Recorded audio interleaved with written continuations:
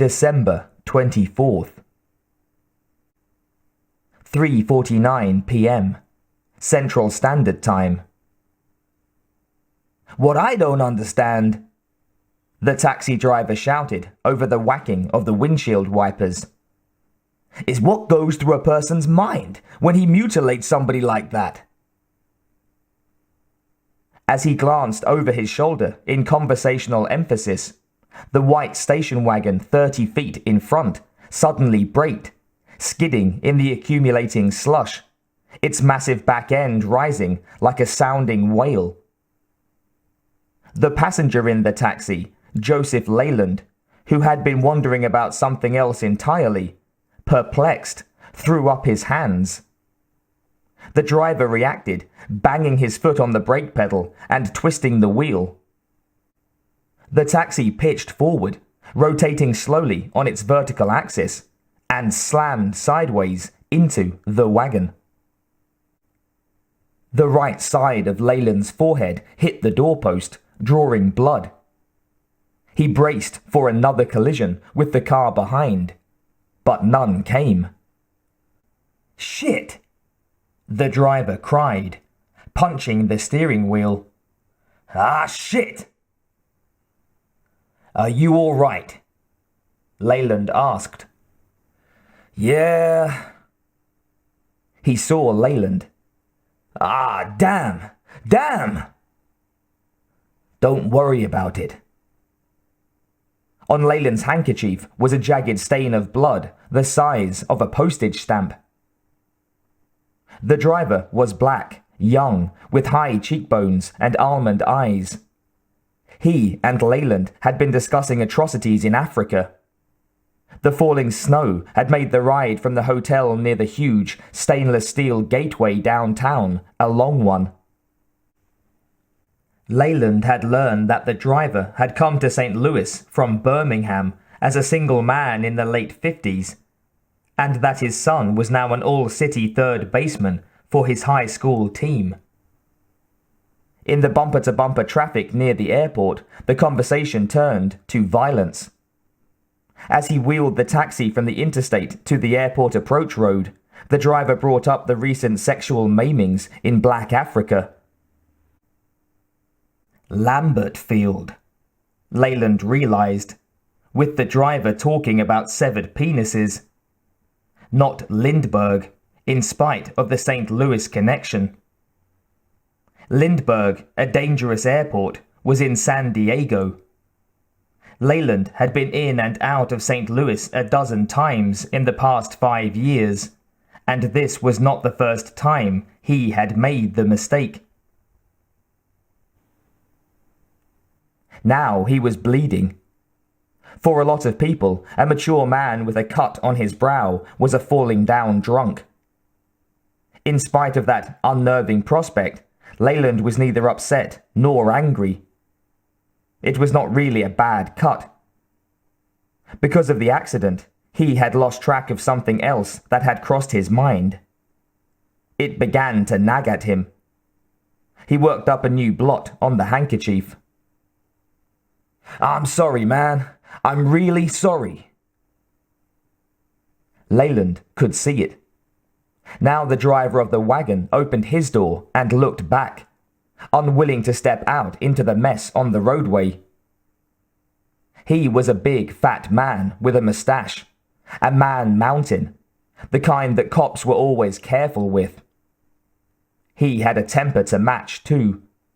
He scowled at the taxi driver and jerked his thumb commandingly in the direction of the shoulder of the road. The station wagon rolled forward, spewing slush up against Leland's side of the car. "My plane is leaving in 20 minutes, Leland said. "Yeah, right. The guy can see me down at the terminal. I'm sorry, man. I'm really sorry." He stopped beside the station wagon, reached over and lowered the right front window, allowing the whirling snow to funnel inside. "Pull over!" the big man bellowed. "My passenger's bleeding, and he has to catch a plane." Don't give me that crap! Pull over! Leland cranked down the rear window. Let me get to the terminal. The big man studied him a moment. You're not hurt that bad. Do you know what this guy's trying to pull on me? Pull over! He shouted to the taxi driver. Man, he has to catch a plane. Don't fuck with me. As soon as he's out of the cab, you'll pull off. The taxi driver stepped on the gas. Fuck yourself! He shouted. He nearly lost control of the vehicle again as he struggled to close the window. I don't have to put up with that shit. He's a psycho, Leland said. Here's my card. I'll be in California for the next 10 days, then I'll be back east. Later, if he makes trouble for you, I'll give you any kind of deposition you want. It's not later I'm worried about, the driver said. I'm worried about now. As long as I'm in the cab, Leland said, we have an ace in the hole. The driver glanced in the mirror. He got back in the traffic.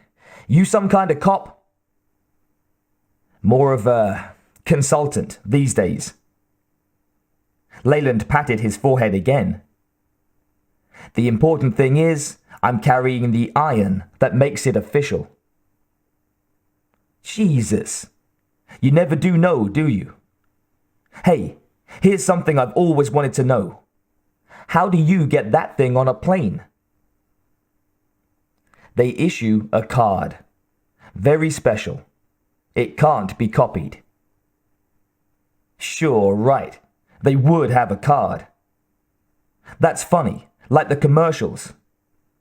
Do you know me? He mocked. He made a gun off his hand. This is the real American Express. Leland grinned. I'll have to remember that one. The bleeding had lessened, but now his head throbbed. It was going to get worse. The traffic slowed and the driver glanced up, and then over to the mirror on the door. Here he comes. The wagon was on their left. The big man swung it over so that it skidded against the taxicab. Leland moved over and lowered the side window. Oh, don't plug him, man, please. These guys plug themselves, Leland said, enjoying the old slang. Like so many blacks, the driver had the gift of language. He had wanted to know what went through a person's mind. Leland had wondered about the driver's choice of words in that context. And then he remembered something else. The thing that had begun eluding him with the accident. I'm a police officer! Leland shouted to the big man. Let us get to the terminal. I told him not to fuck with me. Now I'm telling you the same. The big man roared and turned his steering wheel so that the wagon continued to press against the taxi. Leland was thinking of a guy like this one who had held off a dozen policemen in a bowling alley in New Jersey, heaving bowling balls like cantaloupes. There was no telling how wild this one was. Leland drew his Browning 9mm, made sure the safety was on, and pushed it through the open window towards the big man's nose. The Browning was a professional's handgun, 13 shots in the magazine and room for one in the breech, which was empty now. The big man saw Leland's seriousness. His eyes rolled back and his tongue protruded, curled like a canapé. He thought Leland was going to shoot him in the face. All to get on a plane. He'll see you at the terminal, Leland said to him. The big man was motionless, afraid to move. The driver eased forward, the fenders scraping. Jesus, the driver said. Leland was trembling, nearly sick. He could be in deep trouble, at least have some serious explaining in store. That was a mistake, he said to the driver quickly. It's just a fender bender. If he tries to push you around, we'll both charge him with assault. Hey man, don't worry about it. I saw no gun. Leland got $25 out of his wallet. The curving ramp up to the terminal emerged from the falling snow. California, huh? The driver asked. I've never had the pleasure. I'm going to see my daughter in Los Angeles. Then I'm going to drive up the coast to Eureka to see an old friend. Your daughter married? Divorced. She has 2 children. Her mother's dead, but we were divorced too, years ago. Well, you'll be with your family, the driver said. That's the important thing. Me too. I'm going to have a good Christmas, in spite of this. I'll tell you, man, I've never had much luck with Christmas. When I was a little boy, my daddy used to get drunk and beat up on me. I guess it's not all clear sailing for anybody. A 747 rose up over the roof of the terminal, blackening the fish-belly sky and drowning the driver's last words. The station wagon glided by again, the big man glowering at them warily. Leland got another 10 from his wallet, then, almost as an afterthought, the ID that would get the Browning loaded onto the airplane. While the gun was legal, a badge he was carrying was not. It was a New York City detective's badge, a gift from his friends in that department. The back engraved, "This man is a prick."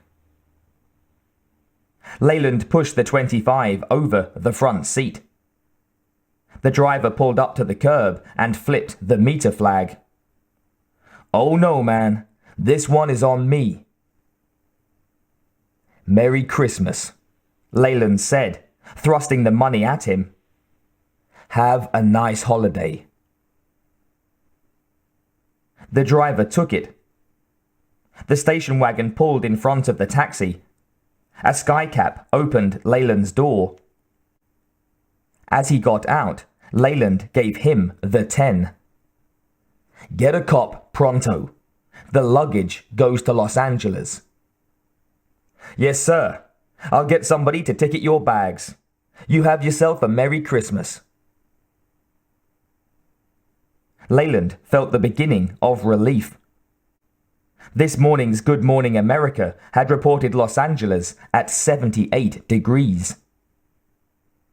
A cop was coming through the terminal crowd towards the automatic doors. Leland raised his hand to hold the cop inside.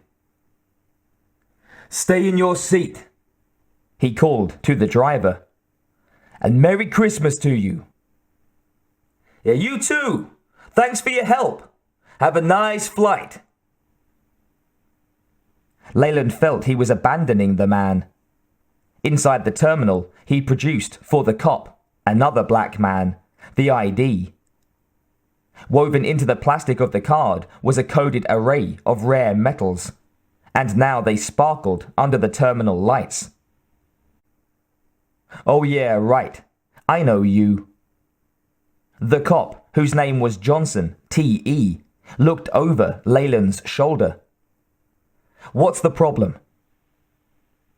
Leland explained that he had been in the taxi during the accident and that the driver of the wagon had gone berserk. Patrolman Johnson eyed Leland. You wave your piece at him? I told him I had it. Leland lied. He smiled and glanced at the taxi. Sounds good. The brother with you on this? Don't juice my fruit. Leland grinned. Scout's honor. I'd salute, but I'd start bleeding again. You better have that looked at. Go ahead and don't worry about this. Have a nice holiday. Same to you. Leland kept the identification in hand for the officer at the metal detector. He blotted his forehead again. Now he had 4 large stains on the handkerchief. He had a look at himself in a mirror in the window of a gift shop. It was a real cut all right, but not deep and barely half an inch long. Something was still bothering him. The officer at the metal detector was another black man, Lopez R.A. Spanish father and black mother. The combination was more common in Los Angeles. And for a second it made Leland wonder, dizzily, if he had stepped through the looking glass. What flight are you taking? The 9:05, as far as Los Angeles. I'll be in first class. A Christmas present to myself. Well, that'll be a hell of a flight for somebody to try to hijack. There's 2 shore patrol riding in economy through to San Diego, and a federal marshal up front with you. I'll let you figure out who he is. More important, you'd better let him know who I am. Officer Lopez laughed silently. I'm gonna call ahead. What did you do? Slip on the ice? Fender bender. Nothing serious. Well, have a nice flight. See how long it takes you to figure out who the marshal is. Thanks. I love puzzles. The clock in the check-in lounge read 4:04, and passengers were still filing into the umbilical ramp. Leland asked the clerk if he had time for a long-distance call. Oh, you'll be sitting here for quite a few minutes, sir. They're backed up half an hour trying to get equipment out to St. Louis. This is a bad one. We'll shut down by 8 o'clock. There's no chance of us not getting out, is there? No, the clerk said, as if Leland was being foolish. It took the operator a moment to record Leland's credit card number and put the call through, and another before his daughter's secretary picked up the extension. Oh, Mr. Leland. She's still out to lunch. You're going to be on the same flight, aren't you? He had forgotten the time differential. Yes, but I think it's going to be a little late. There's a blizzard here. That's not what I called about. He didn't know if he should continue. I was in a little accident outside the airport. I'm not hurt, but I do have a cut on my forehead. Oh, you poor man. How do you feel? Well, I guess a little shaken, but I'm all right. I didn't want Stephanie, Miss Gennaro, getting upset when she saw me. I'll tell her. Don't worry about a thing. There was a tapping on the telephone booth door. A flight attendant, a woman of 35, her dyed bright yellow hair rolled in a style that dated back to the Kennedy years. Kathy Logan, according to her nameplate. Now that she had his attention, she smiled brightly, too youthfully, and did a little curtsying nod. Leland said goodbye to the secretary, being careful not to hang up while she, too, was wishing him a good flight, and opened the door. Kathy Logan spoke with a professional cheer.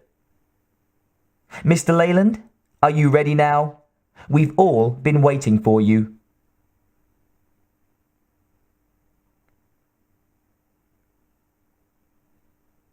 The plane was 45 minutes getting to the runway. He had to stay in his seat, but Kathy Logan brought him some moistened and dry tissues, her mirror, a band-aid, and finally, 2 aspirin tablets. After she had elicited from him that he was going to visit his daughter, a subtle warmth began to creep into her behavior, indicated she was not a bad detective herself.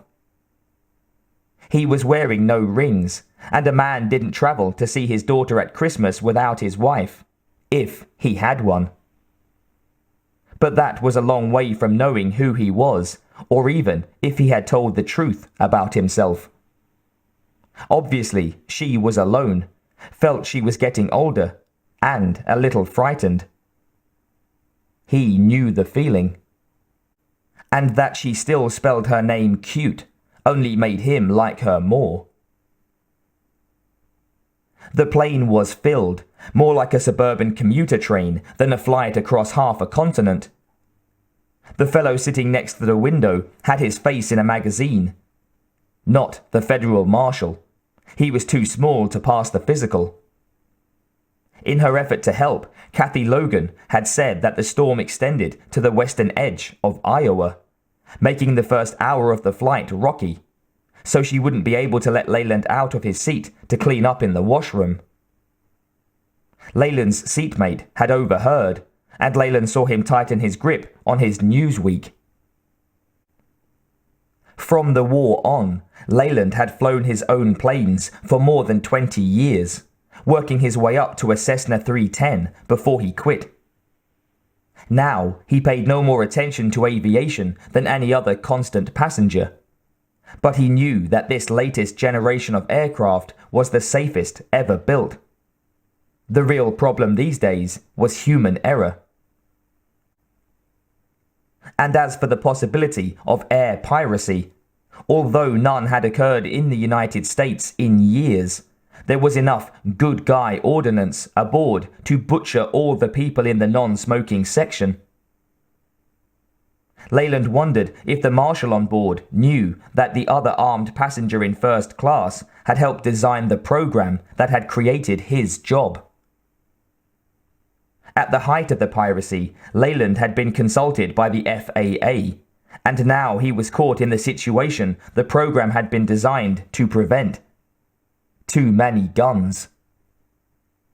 Years had passed since he had contact with any of it, and because he did not know the latest revisions in procedure, Leland was as good as not trained at all, like the SPs in economy. Too many guns and not enough training. If he was on edge, it was because he knew too much. The plane was next in line. A porpoise-nosed DC-10 slipped by in the darkness, followed by the muffled roar of its engines. The 747 started rolling again, and Kathy Logan appeared at his side, steadying herself against the rocking of the aircraft. "How about a drink before we get in the air? Would you like a double scotch?" He smiled. "You wouldn't like me anymore. Can I have a Coke? I could use the sugar." "Sure." The pilot was turning for the takeoff run when Kathy Logan came back with the Coke on a tray. She had another smile for him, then hurried back to her seat next to the spiral staircase to the upper deck. Apparently the notion that he was a drunk trying to stay retired did not frighten her. The pilot pushed the throttles to full power. Halfway down the runway, the nose lifted like the end of a teeterboard. Then the rear wheels floated off the ground, and they were airborne.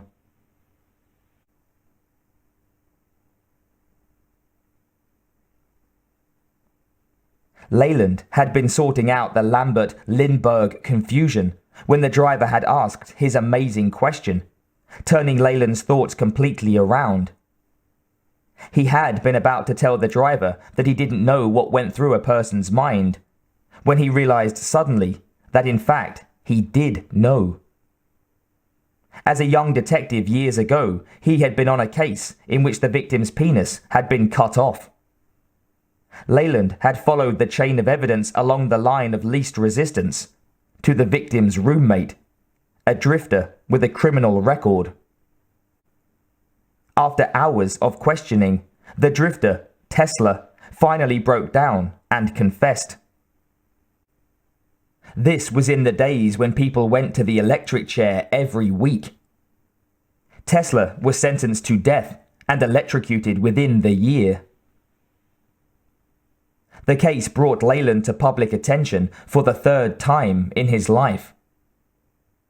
A rookie patrolman before the war, he had been in a gunfight in which 3 men had died, including Leland's partner. As a fighter pilot in Europe, he had shot down over 20 Nazi planes, enough to make a New York publisher ask him to write a book. Leland's presence on the Tesla case, with its elements of forbidden sex and lurid mutilations, made it a media event years before such things had labels. When Leland's personal life shattered not long afterward, he was as confused as anyone.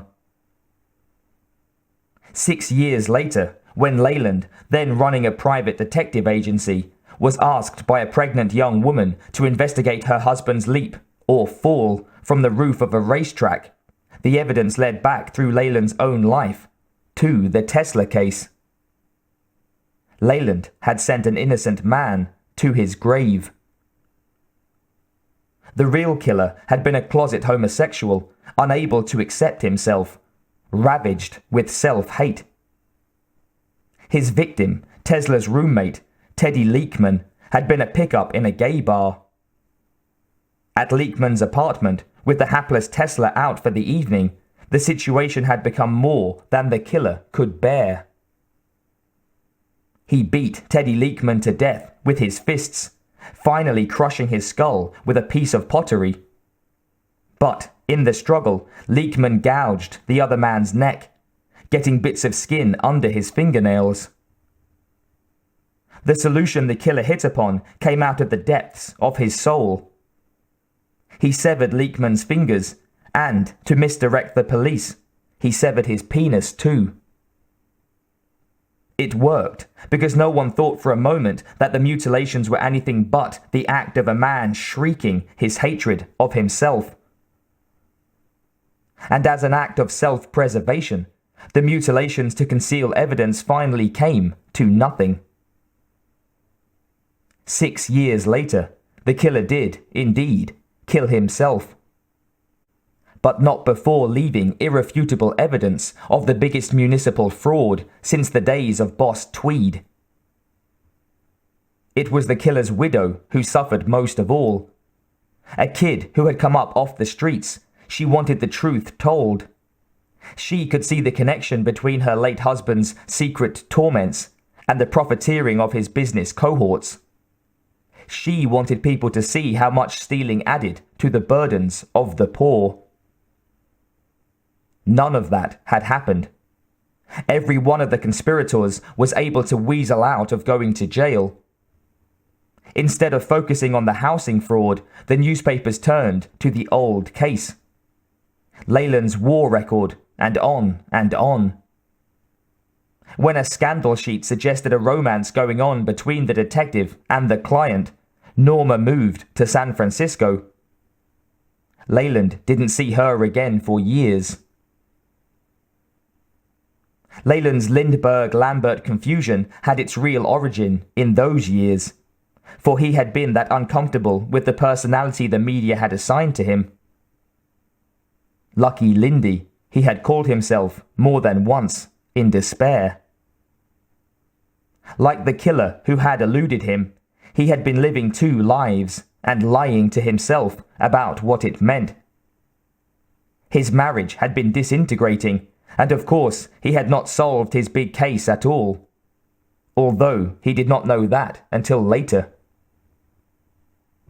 What went on in a person's mind? Nothing at all. At such times, the mind and body were one. But there, Leland thought, there in the blankness, lay the riddle of history.